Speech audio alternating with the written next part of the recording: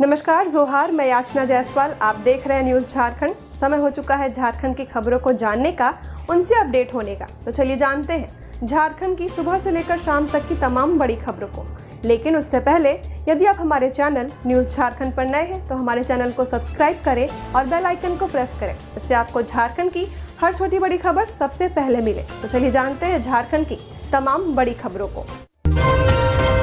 कल से आरंभ होगा छठ महापर्व। यहाँ जाने नहाय खाए से लेकर उषा अर्घ्य की सही तारीख। साल 2025 का लोक आस्था का बड़ा पर्व छठ पूजा शुरू होने वाला है। इस साल छठ पर्व 25 अक्टूबर शनिवार से शुरू होगा और 28 अक्टूबर मंगलवार को समाप्त होगा। यह 4 दिनों तक चलने वाला पवित्र अनुष्ठान है, जिसमें व्रती पूरी व्रत श्रद्धा और नियमों के साथ सूर्यदेव और छठी मैया की पूजा करते हैं। छठ पूजा की शुरुआत नहाय खाए से होती है। इस दिन घर की अच्छी तरह सफाई की जाती है। व्रती स्नान करके व्रत का संकल्प लेते हैं और सात्विक भोजन करते हैं। इस दिन चना दाल, कद्दू की सब्जी और चावल का प्रसाद बनाया जाता है।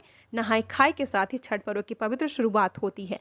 दूसरे दिन को खरना या लोहंडा कहा जाता है। इस दिन व्रती पूरा दिन निर्जला उपवास रखते हैं। शाम को मिट्टी के चूल्हे पर गुड़ की खीर, रोटी और केला का प्रसाद बनता है। सूर्यदेव की पूजा के बाद यही प्रसाद व्रती ग्रहण करते हैं। इसके बाद से 36 घंटे का कठिन निर्जला व्रत शुरू होता है, जो उषा अर्घ्य के बाद ही टूटता है। इस दिन डूबते हुए सूर्य को अर्घ्य दिया जाता है। व्रती घाटों पर जाकर जल, दूध और प्रसाद के साथ सूर्यदेव की आराधना करते हैं। इस अवसर पर ठेकुआ, फल और गुड़ की मिठाइयाँ प्रसाद के रूप में चढ़ाई जाती हैं। पूरा वातावरण भक्ति और गीतों से गूंजता रहता है। छठ पूजा का आखिरी दिन उषा अर्घ्य का होता है। इस दिन सुबह उगते हुए सूर्य को अर्घ्य दिया जाता है और छठी मैया से सुख समृद्धि और स्वास्थ्य की कामना की जाती है। इस साल उषा अर्घ्य सुबह 6:30 बजे होगा। इसके बाद व्रती दूध और प्रसाद ग्रहण कर व्रत का समापन करते हैं। सैफ एथलेटिक्स चैंपियनशिप आज से सीएम करेंगे उद्घाटन। दक्षिण एशिया के 6 देशों के 300 एथलीट लेंगे हिस्सा। दर्शकों को मिलेगी फ्री एंट्री। चौथे south Asian senior athletics championship 2025 की मेजबानी के लिए रांची पूरी तरह तैयार है। 3 दिवसीय चैंपियनशिप का उद्घाटन आज शुक्रवार शाम 6 बजे मुख्यमंत्री हेमंत सोरेन करेंगे। सभी मुकाबले मोहराबादी स्थित बिरसा मुंडा फुटबॉल स्टेडियम में होंगे। इसमें दर्शकों की फ्री एंट्री मिलेगी। इस प्रतियोगिता में दक्षिण एशिया के 6 देशों भारत, बांग्लादेश, भूटान, नेपाल, मालदीव और श्रीलंका के शीर्ष एथलीट हिस्सा लेंगे। भारत के 70 से ज्यादा एथलीटों की टीम 37 स्पर्धाओं में पदक की चुनौती पेश करेगी। इस प्रतियोगिता में 6 देशों के 300 एथलीट हिस्सा ले रहे हैं। इस इवेंट को लेकर तैयारियां पूरी कर ली गई हैं। इधर सैफ चैंपियनशिप में खेलो संघ नृत्य गीत का भी रंग जमेगा। झारखंड के कलाकारों का अभूतपूर्व जुटान पहली बार एक मंच पर एक नृत्य में होगा। राज्य के 450 आदिवासी व मूलवासी डांसर रूटेड कला का प्रदर्शन करेंगे। पारंपरिक वाद्य यंत्रों पर आधारित कार्निवाल की तर्ज पर होने वाले आयोजन में छऊ, पाइका, झूमर सहित संथाली, मुंडारी, हो, खड़िया, उराव नृत्य का मिश्रण देखने को मिलेगा। कला संस्कृति विभाग के डायरेक्टर आसिफ इकराम के सहयोग से एक्ट का निर्देशन और कोऑर्डिनेशन लोक कलाकार नंदलाल नायक कर रहे हैं। वहीं उद्घाटन के बाद पहले दिन की स्पर्धाएं शाम 7:30 बजे से शुरू हो जाएंगी। धनबाद में जेएलकेएम नेता पर हमले के बाद बवाल। भारी हंगामे के बीच पुलिस ने संभाला मोर्चा। धनबाद के ओपी क्षेत्र के भौरा परसियाबाद में 2 गुट आपस में भिड़ गए, जिसके बाद जमकर बवाल हुआ है। दोनों ओर से जमकर मारपीट हुई। हंगामे के दौरान कोयला लोड वाहनों के शीशे क्षतिग्रस्त कर दिए गए। बवाल बढ़ता देख पुलिस को हल्का बल प्रयोग करना पड़ा, जिसके बाद मामला शांत हुआ है। इस घटना में जेएलकेएम नेता कार्तिक महतो गंभीर रूप से घायल हो गए। इसके साथ ही हादसे में दूसरे लोग भी चोटिल हुए हैं। दरअसल कार्तिक महतो जेएलकेएम के झरिया प्रखंड अध्यक्ष हैं। घटना के बाद से पार्टी कार्यकर्ताओं में भारी रोष है, जबकि दूसरा गुट पूर्व पार्षद सह कारोबारी शिव कुमार यादव का समर्थक है। कोयला ट्रांसपोर्टिंग में लगे वाहनों के परिचालन में आए दिन बाधा उत्पन्न करने और पैसा मांगने का आरोप जेएलकेएम नेता पर लगता रहता है। दोनों गुटों की तरफ से पुलिस में शिकायत की गई है। पुलिस दोनों की शिकायत पर मामला दर्ज कर आगे की कार्रवाई कर रही है। इस मामले में जेएलकेएम नेता शक्तिनाथ महतो ने आरोप लगाते हुए कहा कि शिव कुमार यादव के गुंडों द्वारा पार्टी के प्रखंड अध्यक्ष कार्तिक महतो पर जानलेवा हमला किया गया है। हमले में कार्तिक महतो का हाथ टूट गया है। कार्तिक महतो जनता की समस्याओं को हमेशा उठाते रहे हैं। उन लोगों को लगता है कि यह नेता बन रहा है, इसलिए टारगेट कर उनके ऊपर जानलेवा हमला किया गया है। मामले को लेकर केस दर्ज कराया गया है। 24 घंटे के अंदर आरोपियों की गिरफ्तारी नहीं होने पर जेएलकेएम ने सड़क पर उतरकर आंदोलन करने की चेतावनी दी है। झारखंड के श्रेया कुमारी ने चीन में रचा इतिहास। वर्ल्ड वुशु कुंग फू चैंपियनशिप में हासिल किया तीसरा स्थान। भारत के प्रतिभाशाली खिलाड़ी श्रेया कुमारी ने अंतर्राष्ट्रीय स्तर पर देश का नाम रोशन किया है। दरअसल चीन में 14 से 20 अक्टूबर तक आयोजित 10वीं वर्ल्ड वुशु कुंग-फू चैंपियनशिप में श्रेया ने शानदार प्रदर्शन करते हुए तीसरा स्थान हासिल किया है। इस प्रतियोगिता में कई देशों के दिग्गज खिलाड़ियों ने हिस्सा लिया था, लेकिन श्रेया ने अपने बेहतरीन कौशल और लगन के दम पर सभी का ध्यान अपनी ओर खींचा है। श्रेया कुमारी ने बताया कि यह प्रतियोगिता बेहद चुनौतीपूर्ण था। चीन के खिलाड़ी बहुत ही उम्दा प्रदर्शन कर रहे थे, लेकिन मैंने पूरी कोशिश की और अंत तक अपने आत्मविश्वास को बनाए रखा। तीसरा पोजीशन हासिल करना मेरे लिए गर्व की बात है। श्रेया की यह सफलता इसलिए भी खास है क्योंकि वह बेहद साधारण परिवार से आती हैं। उनके पिता सुखदेव उरांव एक किसान हैं जो अपनी मेहनत की कमाई से बेटी के सपनों को साकार कर रहे हैं। श्रेया बताती हैं कि उनके पिता ने हर मुश्किल परिस्थितियों में उनका साथ दिया है और उन्हें आगे बढ़ने की प्रेरणा दी है। उन्होंने कहा, मेरे पिता एक किसान हैं। झारखंड के कई जिलों में छाए रहेंगे बादल। राज्य के कई हिस्सों में 29 अक्टूबर तक हो सकती है बारिश। सुबह छा सकता है कोहरा। झारखंड के कई जिलों में 29 अक्टूबर तक हल्के से मध्यम दर्जे की बारिश होने की संभावना है। आसमान में आंशिक बादल छाए रहेंगे। अपर एयर साइक्लोनिक सर्कुलेशन का असर झारखंड पर कम हो चुका है। इस वजह से दक्षिण क्षेत्र को छोड़कर अन्य भागों में मौसम साफ रहेगा। मौसम विभाग के अनुसार राज्य में अगले 5 दिनों के दौरान अधिकतम और न्यूनतम तापमान में कोई बड़े बदलाव की संभावना नहीं है। आज सुबह झारखंड के कई जिलों में कोहरे या धुंध और आंशिक बादल छाए रहे। वहीं मौसम शुष्क बना हुआ है। 25 अक्टूबर को पूर्वी और पश्चिमी सिंहभूम, सिमडेगा, सरायकेला, खरसावा, रांची, बोकारो, गुमला, हजारीबाग, खुंटी, रामगढ़, लोहरदगा, कोडरमा, धनबाद, पलामू, गढ़वा, चतरा और लातेहार में कहीं कहीं पर सुबह के समय मध्यम दर्जे का कोहरा छा सकता है। मौसम विभाग के अनुसार शनिवार को राज्य के दक्षिण पश्चिमी हिस्सों में कहीं कहीं पर मेघ गर्जन के साथ हल्की बारिश की संभावना है, जबकि शेष हिस्सों में मौसम शुष्क रहेगा। 26 अक्टूबर को दक्षिणी मध्य एवं उत्तर पश्चिमी हिस्सों में कहीं कहीं सुबह के समय मध्यम दर्जे का कोहरा छा सकता है। राज्य में पश्चिमी हिस्सों में कहीं कहीं पर मेघ गर्जन के साथ हल्के से मध्यम दर्जे की बारिश की संभावना है, जबकि शेष हिस्सों में मौसम शुष्क रहेगा। झारखंड में आरक्षी संवर्ग भर्ती प्रक्रिया में तेजी। गृह सचिव करेंगी पुलिस रोस्टर क्लियरेंस की समीक्षा बैठक। झारखंड में पुलिस बल में भर्ती प्रक्रिया को गति देने की दिशा में एक महत्वपूर्ण कदम उठाया गया है। गृह सचिव 31 अक्टूबर को पुलिस रोस्टर क्लियरेंस की स्थिति की समीक्षा के लिए एक उच्च स्तरीय बैठक की अध्यक्षता करेंगी। यह समीक्षा बैठक मुख्य रूप से जिला बल और इकाई के आरक्षी संवर्ग के पदों से संबंधित है। इसमें चालक, आर्मोरर और बिगुलर जैसे विशेष संवर्गों को छोड़कर सामान्य आरक्षी संवर्ग पर ध्यान केंद्रित किया जाएगा। बैठक का प्राथमिक लक्ष्य रोस्टर क्लियरेंस की प्रक्रिया को अंतिम रूप देना है। रोस्टर क्लियरेंस के बाद सभी जिलों से जाति और वर्ग के अनुसार खाली पड़े पदों को सटीक और अद्यतन जानकारी प्राप्त करना आवश्यक है, ताकि भर्ती प्रक्रिया को पारदर्शी तरीके से आगे बढ़ाया जा सके। सभी संबंधित जिलों और इकाइयों को कड़े निर्देश दिए गए हैं कि वे निर्धारित समय यानी 31 अक्टूबर को दोपहर 3 बजे होने वाली इस वीडियो कॉन्फ्रेंसिंग आधारित समीक्षा बैठक में अपनी उपस्थिति सुनिश्चित करें। छठ पूजा से पहले रांची के 26 घाट खतरनाक घोषित। उतरते ही 7 फीट पानी। रांची में इस बार मानसून ने रिकॉर्ड तोड़ बारिश की है। सामान्य से 51% ज्यादा वर्षा के कारण शहर के कई तालाबों में जलस्तर काफी बढ़ गया है। इसका सीधा असर छठ घाटों की सुरक्षा पर पड़ा है। नगर निगम द्वारा कराए गए सर्वे में 74 घाटों में से 26 को हाई रिस्क जोन घोषित किया गया है। इन घाटों में सीढ़ियों से उतरते ही 7 से 8 फीट तक पानी है, जो व्रतधारियों और श्रद्धालुओं के लिए बड़ा खतरा साबित हो सकता है। नगर निगम की रिपोर्ट के अनुसार निम्नलिखित घाट हाई रिस्क जोन में है: कांके डैम, हाथमा तालाब, तिरिल बस्ती कोकर तालाब, जोड़ा तालाब बरियातू, भावानगर तालाब, कोकर टुनकी टोला तालाब, रिम्स, जेल तालाब, चौधरी तालाब, करमटोली तालाब, हटनिया तालाब, नक्षत्रवन, बड़ा तालाब, अरगोड़ा तालाब, मधुकम तालाब, कटहल गोंदा तालाब, सरवर्थ नगर डैम साइड, भट्टागड़ा, हेहल तालाब, जगन्नाथपुर तालाब, धुरवा डैम, धुरवा छोटा डैम, बटन तालाब, स्वर्णरेखा घाघरा घाट, नामकुम तेतरी टोली, कैलाश नगर, नामकुम सिपाही पुल, जोजार नामकुम, हुंडरू तालाब।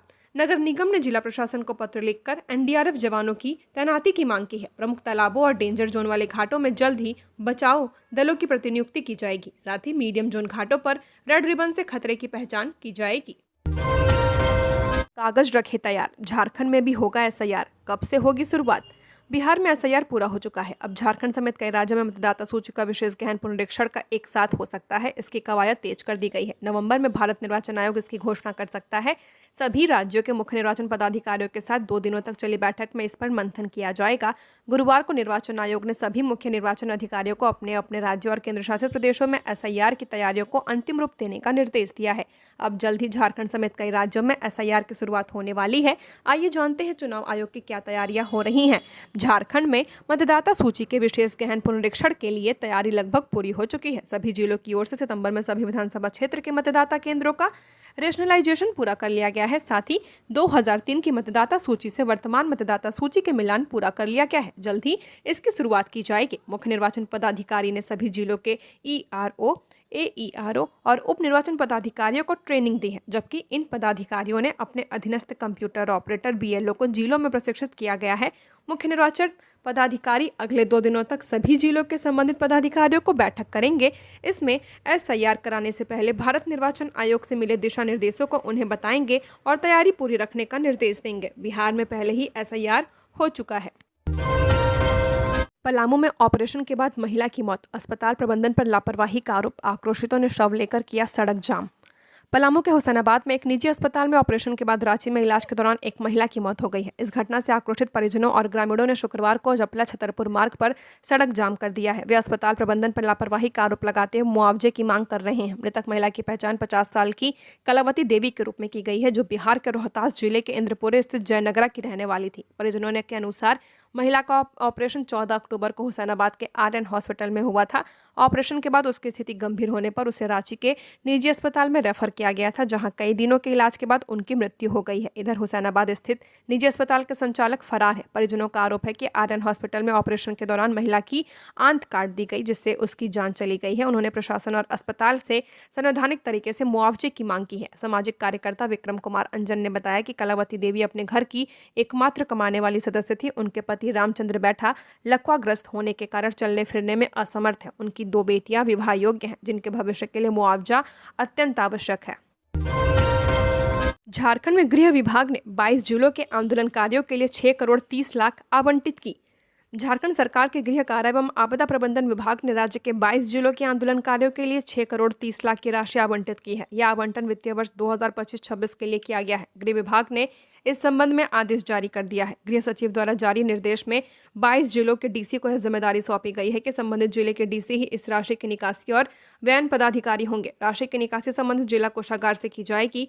DC को यह भी निर्देशित किया गया कि वे राशि का भुगतान उचित पहचान के आधार पर करेंगे और यह भुगतान डायरेक्ट बेनिफिट ट्रांसफर के माध्यम से किया जाएगा। आसनसोल जा रही ट्रेन में बेहोश मिला युवक, यात्रियों की सूचना पर धनबाद में अस्पताल भेजा गया, नहीं हो सकी पहचान। धनबाद रेलवे स्टेशन पर शुक्रवार को आसनसोल जा रही एक EMU ट्रेन में एक युवक बेहोशी की हालत में मिला है। यात्रियों की सूचना पर रेल पुलिस ने उसे ट्रेन में उतारकर इलाज के लिए अस्पताल भेजा। युवक गया स्टेशन से ट्रेन में सवार हुआ था। सह यात्रियों ने बताया कि वह पूरे सफर के दौरान सीट पर बेसुध पड़ा रहा। पहले यात्रियों को लगा कि वह सो रहा है, लेकिन कई घंटों तक कोई हरकत न होने पर उन्हें शक हुआ। यात्रियों ने उसे जगाने की कोशिश की और चेहरे पर पानी के छींटे भी मारे, लेकिन युवक की ओर से कोई प्रतिक्रिया नहीं मिली। वह लगातार बेहोश पड़ा रहा। इसके बाद यात्रियों ने तुरंत रेलवे हेल्पलाइन नंबर 139 पर इसकी सूचना दी। सूचना मिलते ही धनबाद स्टेशन पर RPF और GRP की टीम सतर्क हो गई। ट्रेन के प्लेटफॉर्म पर पहुंचते ही रेल पुलिस ने युवक को सावधानीपूर्वक उतारा और तुरंत रेलवे अस्पताल भेजा। रेल पुलिस ने बताया कि घटना की जानकारी मिलते ही जांच शुरू कर दी गई है। अब तक युवक की पहचान नहीं हो पाई है, क्योंकि उसके पास से कोई पहचान पत्र या मोबाइल फोन नहीं मिला है। RPF और GRP अधिकारियों ने बताया कि युवक के होश में आने के बाद ही उसकी पहचान और घटना के संबंध में पूरी जानकारी मिल पाएगी। छठ महापर्व कल से, सूप दौरा की बिक्री बढ़ी। तुरिया समाज तैयार कर रहा बांस के सूप दौरा। 1 महीने से जुटे हैं 40 परिवार। छठ महापर्व का शुभारंभ 25 अक्टूबर से नहाय खाए के साथ होगा। इसे लेकर तैयारियां जोरों पर हैं। घरों, नदियों, तालाबों और अन्य जलाशयों में साफ सफाई का काम चल रहा है। वहीं बाजारों में भी छठ सामग्री की दुकानें सज चुकी हैं। पर्व में उपयोग होने वाली सबसे महत्वपूर्ण सामग्री बांस के सूप और दौरा भी बाजार में उपलब्ध है। हालांकि आजकल लोग कांसे, पीतल, चांदी या प्लास्टिक के सूप का भी इस्तेमाल करते हैं, लेकिन बांस से बने सूप और दौरा का आज भी विशेष महत्व है। छठ पर्व के लिए बांस से बने सूप और दौरा को सबसे शुद्ध माना जाता है। इसी परंपरा को जीवित रखने के लिए कोडरमा जिले के झुमरी तलैया नगर परिषद क्षेत्र के वार्ड संख्या 7 में तुरिया परिवार पिछले 1 महीने से इन सामग्रियों को बनाने में जुटा हुआ है। तुरिया समाज के लगभग 40 परिवार दिन रात बांस के सूप और दौरा बनाने में लगे हुए हैं। महिलाएं घरों पर सूप और दौरा तैयार करती हैं, जबकि पुरुष उन्हें आसपास के क्षेत्रों में जाकर बेचते हैं। झामुमो की उपेक्षा करने पर भड़के सांसद विजय हांसदा, बोले हमने दिखाई दरियादिली लेकिन नहीं मिला सम्मान। बिहार विधानसभा चुनाव में महागठबंधन के राजद और कांग्रेस ने झामुमो को स्थान नहीं दिया है। इससे झारखंड झामुमो नेता नाराज चल रहे हैं और पार्टी फोरम में विचार कर अपना पक्ष रख रहे हैं। इस मामले में झामुमो कोटे के राजमहल सांसद विजय हांसदा ने भी अपनी प्रतिक्रिया दी है। परिसदन में लोगों की समस्याएं सुनने पहुंचे सांसद विजय हांसदा ने मीडिया कर्मियों से बातचीत करते हुए बताया कि जिस तरह हमारे नेता हेमंत सोरेन ने महागठबंधन के लिए दरियादिली दिखाई है, लेकिन उस अनुरूप में बिहार विधानसभा चुनाव में सम्मान नहीं मिला। इस मामले में आगे पार्टी फोरम पर बात रखी जाएगी और निर्णय लिया जाएगा। सांसद ने कहा कि जिस वक्त झारखंड में महागठबंधन हुआ तो झामुमो ने बड़े भाई की भूमिका निभाई थी, लेकिन बिहार विधानसभा चुनाव को लेकर जब प्रारूप तैयार हो रही थी तब बड़े भाई की भूमिका में आरजेडी और कांग्रेस थे। इसी उम्मीद के साथ चर्चा चल रही थी और जो निष्कर्ष निकलना चाहिए था वह नहीं निकला और इस मामले में पार्टी के वरीय नेता ने अपना पक्ष साफ तौर पर रखा है। 3 समन पर उपस्थित नहीं हुए स्निग्धा सिंह, अब वारंट लेने की तैयारी में। एसीबी आईएएस विनय चौबे के हजारीबाग डीसी रहने के दौरान वन भूमि की अवैध ढंग से खरीद बिक्री और नियम विरुद्ध म्यूटेशन से जुड़े मामले के आरोपी स्निग्धा सिंह एसीबी के तीसरे समन पर भी उपस्थित नहीं हुई। एसीबी ने उन्हें इस केस में पूछताछ के लिए 3 बार समन भेजा है, लेकिन वो अभी तक एजेंसी के समक्ष एक बार भी हाजिर नहीं हुई है। इसके बाद अब एसीबी उनके खिलाफ वारंट लेने की तैयारी में है। छठ पूजा के बाद एसीबी कोर्ट में स्निग्धा सिंह के खिलाफ वारंट जारी करने के लिए आवेदन दे सकती है। स्निग्धा सिंह एसीबी की कांड संख्या 11/2025 की नामजद आरोपी हैं। एसीबी के मुताबिक जिस भूमि को लेकर प्राथमिकी दर्ज की गई है वह विनय सिंह और उनकी पत्नी स्निग्धा सिंह के नाम है। यह भूमि हजारीबाग के सदर अंचल के थाना नंबर 252 में स्थित है। रांची से बिहार जाने वाली सभी बसें फुल, यात्रियों में मायूसी। रांची से बिहार जाने वाले यात्रियों की परेशानी इस बार छठ महापर्व के दौरान बढ़ गई है। राजधानी के खादगड़ा, रातू रोड और धुरवा बस स्टैंड पर यात्रियों की भारी भीड़ उमड़ रही है।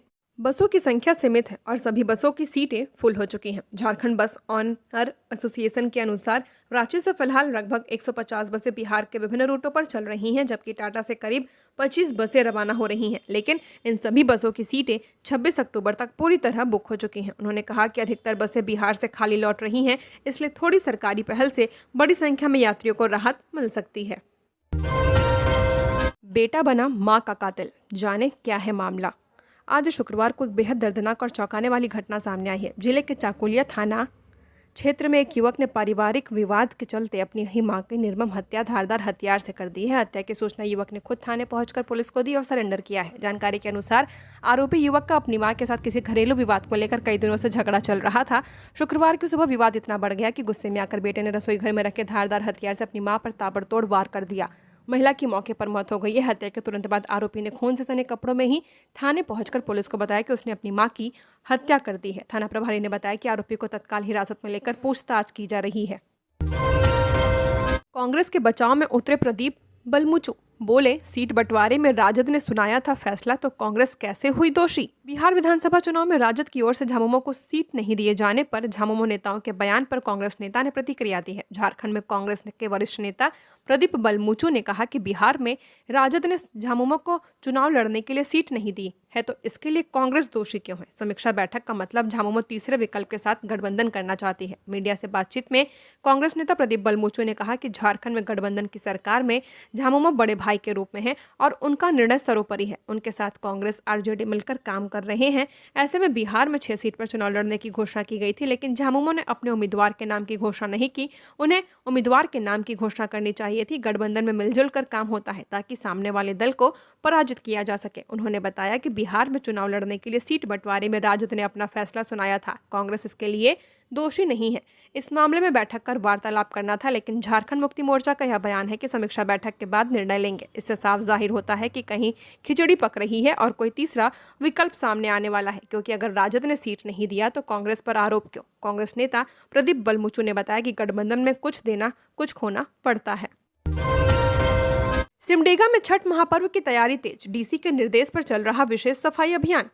सिमडेगा उपायुक्त कंचन सिंह के निर्देशन में जिले के सभी प्रखंडों में छठ पर्व की तैयारियां जोर शोर से चल रही हैं। आगामी लोक आस्था के महापर्व छठ को देखते हुए सभी छठ घाटों की साफ सफाई और समुचित व्यवस्था सुनिश्चित की जा रही है। उपायुक्त के निर्देशानुसार प्रत्येक प्रखंड में प्रखंड विकास पदाधिकारी के नेतृत्व में विशेष अभियान चलाया जा रहा है। इस अभियान के तहत घाटों की सफाई, समतलीकरण, जल स्रोतों का शुद्धिकरण तथा प्रकाश व्यवस्था का कार्य किया जा रहा है। छठ व्रतियों की सुविधा को ध्यान में रखते हुए नालों की सफाई, घाटों तक पहुंचने वाले मार्गों की मरम्मत, बैरिकेडिंग, पेयजल और सुरक्षा व्यवस्था पर विशेष ध्यान दिया जा रहा है। नगर पंचायत और ग्राम पंचायत स्तर पर भी सफाई अभियान चलाया जा रहा है ताकि श्रद्धालुओं को किसी प्रकार की असुविधा न हो। उपायुक्त कंचन सिंह ने सभी पदाधिकारियों को निर्देश दिया कि छठ पर्व के दौरान स्वच्छता और सुरक्षा व्यवस्था सुनिश्चित करने में किसी भी प्रकार की लापरवाही न बरती जाए। प्रशासन ने जिलेवासियों से सतर्कता और सहयोग बनाए रखने की अपील की है ताकि छठ पर्व शांतिपूर्ण और श्रद्धामय वातावरण में संपन्न हो सके।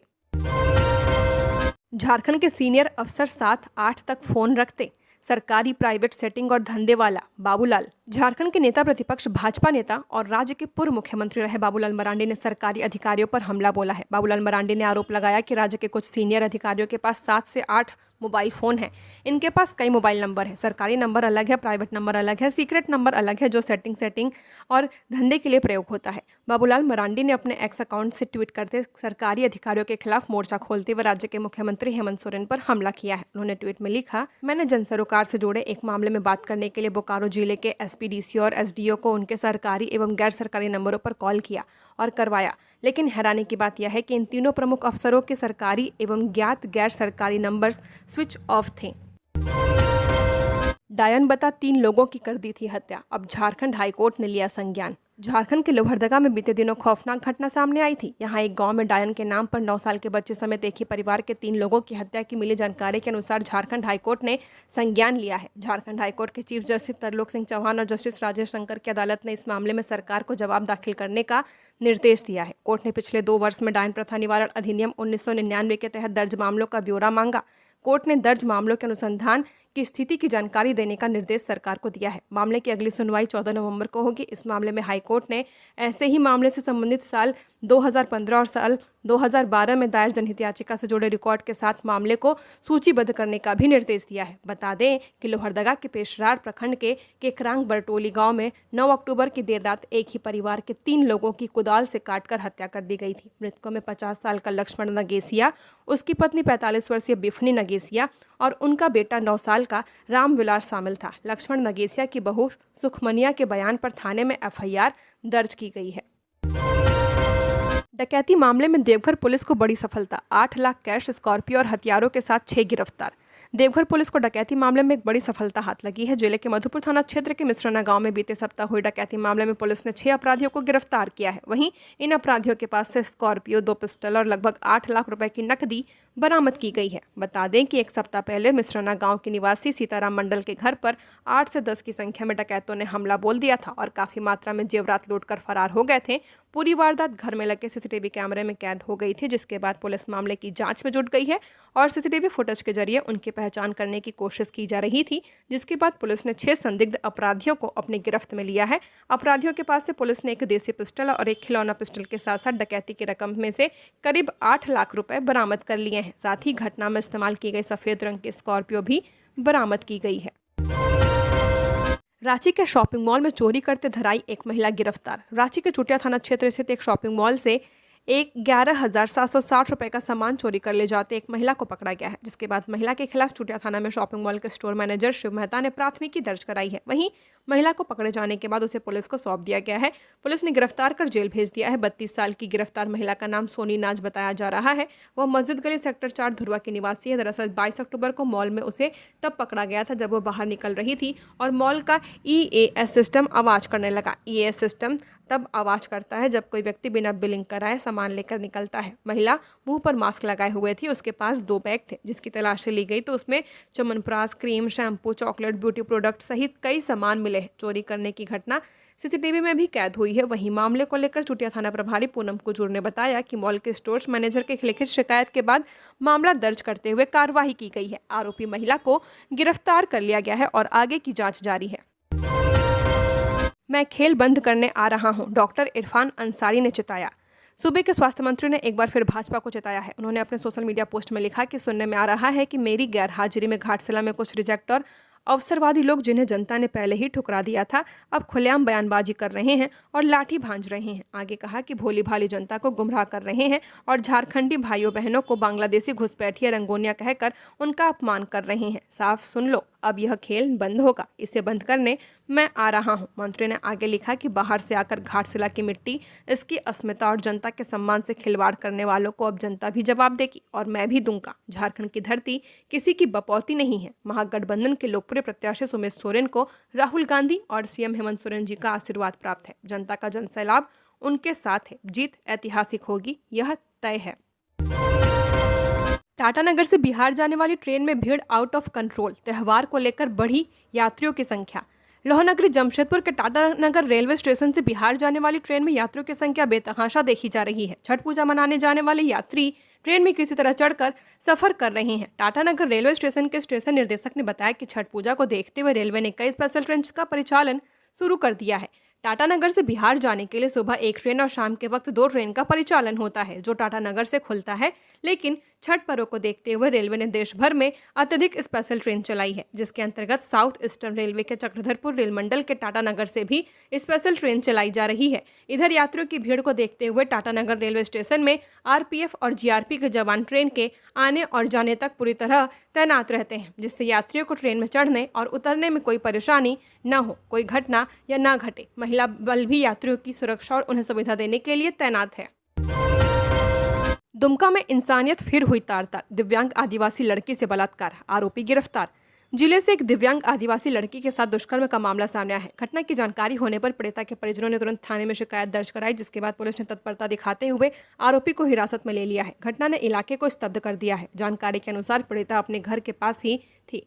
इस दौरान आरोपी युवक ने उसे अकेला पाकर बहला फुसलाकर सुनसान जगह ले गया और उसके साथ जबरन दुष्कर्म किया। पीड़िता के दिव्यांग होने के कारण वह न तो ठीक से विरोध कर सकी और न ही मदद के लिए आवाज उठा पाई। घटना के बाद पीड़िता किसी तरह घर पहुंची और रोते हुए परिजनों को पूरे हादसे की जानकारी दी है। परिजनों ने तुरंत स्थानीय थाना पहुंचकर आरोपी के खिलाफ शिकायत दर्ज करवाई है, जिसके बाद आरोपी को गिरफ्तार कर लिया गया है। शिकायत मिलते ही पुलिस सक्रिय हुई और कुछ ही घंटों में आरोपी युवक को गिरफ्तार कर लिया है। पुलिस ने पीड़िता का मेडिकल परीक्षण करवाया है और आगे की कानूनी कार्रवाई जारी है। थाना प्रभारी ने कहा कि पीड़िता को न्याय दिलाने में कोई ढिलाई नहीं बरती जाएगी। रांची होकर कल चलेंगी 2 Chhath special train. Durg Patna special train दोपहर 12:35 पर पहुंचेगी रांची। 4 अन्य ट्रेनों में अतिरिक्त कोच लगा। बढ़ती भीड़ को देखते हुए रेलवे ने 2 नई छठ स्पेशल ट्रेन की घोषणा की है। दोनों ट्रेनें रांची होकर चलेंगी। भीड़ को देखते हुए 4 ट्रेनों में अतिरिक्त कोच भी लगाया गया है। 25 अक्टूबर को पटना के लिए दोनों स्पेशल ट्रेनें चलेंगी। पहली गोंदिया से और दूसरी दुर्ग से चलेगी। दोनों ट्रेनें एक फेरा ही लगाएंगी। कल चलने वाली दोनों फेस्टिवल स्पेशल ट्रेनों की घोषणा के बाद ही तेजी से बुकिंग भी हो रही है। छठ पर यात्रियों की सुविधा के लिए ट्रेन संख्या 08889 और 08890 Gondia Patna Gondia Chhath festival special via Ranchi का परिचालन किया जाएगा। ट्रेन संख्या 08889 वाया रांची 25 अक्टूबर को गोंदिया से प्रस्थान करेगी। यह ट्रेन केवल एक ट्रिप करेगी और गोंदिया से 12:30 बजे छूटेगी। राउरकेला होते हुए हटिया से 2:10 पर वह रांची 2:30 पर पहुंचेगी। यहाँ से मोरी, बोकारो, स्टील सिटी, धनबाद, जसीडीह होते हुए पटना 4:30 बजे पहुंचेगी। वहीं ट्रेन संख्या 08890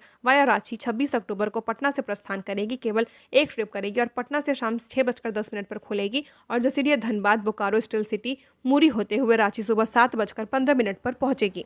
ये थी झारखंड की टॉप बड़ी खबरें। ऐसे ही झारखंड की हर छोटी बड़ी खबरों को जानने के लिए हमारे चैनल न्यूज़ झारखंड को सब्सक्राइब करें। धन्यवाद।